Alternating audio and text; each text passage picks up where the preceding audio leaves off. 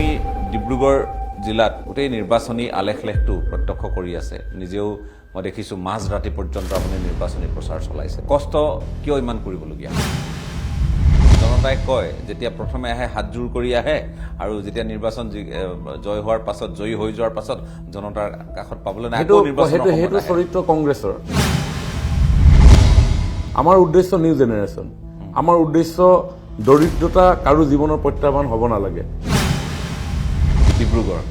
ডিব্ৰুগড় কি হ'ব বুলি ভাবে আপুনি 5 লাখৰ 5 লাখ আনিব মানে হিতাধিকাৰীয়ে আপোনালোকক ৰক্ষা কৰিব বহুতে কয় যে ভাৰতীয় জনতা পাৰ্টিৰ ৱাশ্বিং মেচিনত কংগ্ৰেছ বা আন্দোলন বিৰোধী মানুহ সোমালেই পৰিষ্কাৰ হৈ যায় আৰু বিৰোধী যিসকলক লৈ তেওঁলোক উৎসাহিত হৈ আছে সেইসকল লোকটো আমাৰ লগতে গৈছে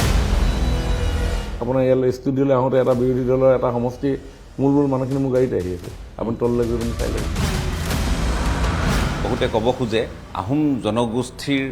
ভোটাৰৰ সৰহসংখ্যক ভোট তেওঁলোকে পাব বুলি এনেধৰণে কথা বতৰা চলিছে আহোম কোন বা মই কোন বা আপুনি কোন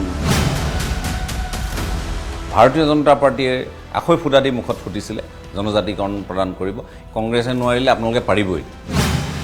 নাগৰিকত্ব সংশোধনী আইন বিষয়টোৱে ক'ৰবাত আপোনালোকক সমস্যাত পেলাব নেকি